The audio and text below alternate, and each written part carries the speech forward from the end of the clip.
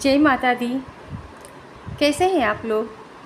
आइए जानें राम रक्षा स्तोत्र का पाठ करने से व्यक्ति को किस तरह से लाभ प्राप्त होता है और किस तरह से इसका पाठ करने से आपको कष्टों से मुक्ति मिलती है।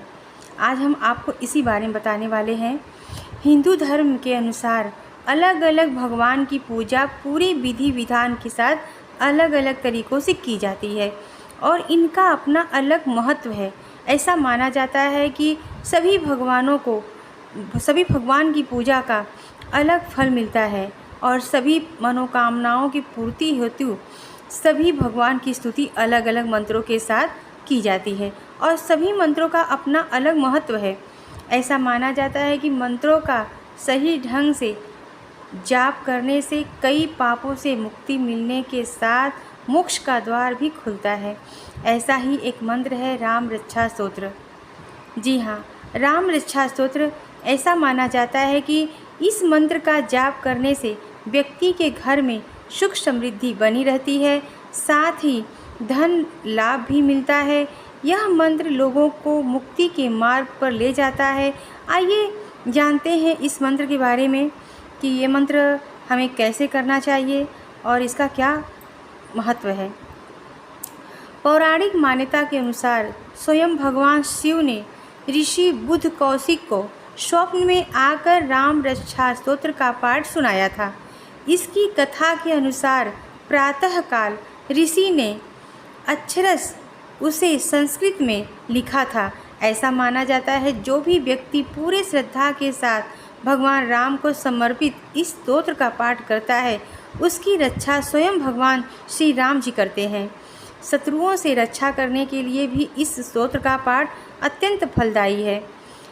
और इसको राम रक्षा स्तोत्र का पाठ करने से व्यक्ति की हर समस्या का समाधान होता है और इससे आपको शत्रुओं पर विजय प्राप्त करने में भी मदद मिलती है। यह स्तोत्र व्यक्ति के चारों ओर सुरक्षा कवच बनाता है जिससे कि किसी भी विपदा परेशानी या संकट से बचा जा सकता है। ठीक है, ऐसा माना जाता है कि इस स्तोत्र का पाठ नियमित रूप से करने से व्यक्ति को कई तरह के रोगों और तनाव से मुक्ति मिलती है और शारीरिक कष्टों से भी यह मुक्ति दिलाता है। पौराणिक कथाओं के अनुसार श्री राम रक्षा स्तोत्र बेहद प्रभावी। इसका पाठ करने से जातक को विभिन्न प्रकार के लाभ प्राप्त होते हैं। रोगों से मुक्ति के लिए यह पाठ करने से पहले एक बर्तन में कुछ सरसों के दाने ले लें और साफ आसन बिछाकर ज़मीन पर बैठ जाएं। फिर इस स्तोत्र का पाठ करें। सरसों के दाने सामने रखें और एक बार पाठ करें और किसी भी काम के लिए जाएं तो उनमें से कुछ सरसों के दाने साथ लेकर जाएं। अपने धन कोष में भी कुछ सरसों के दाने रखें, इससे कभी धन की कमी नहीं होगी। जैसे आप अगर राम रक्षा स्तोत्र पाठ बैठ के कर रहे हैं और 7 बारी 11 बारी 21 बारी कर रहे हैं तो हाँ, सरसों के दाने आप ज़रूर रख लीजिए।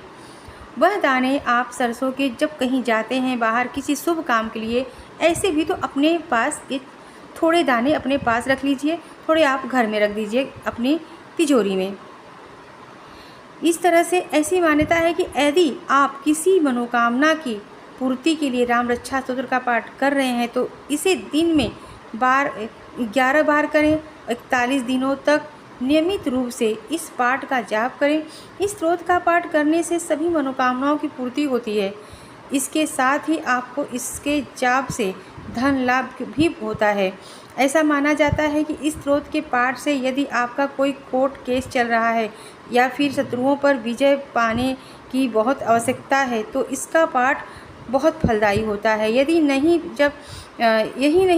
जब आप नियमित रूप से इस स्तोत्र का पाठ करते हैं तो घर में शांति बनी रहती है और सुख समृद्धि भी आती है।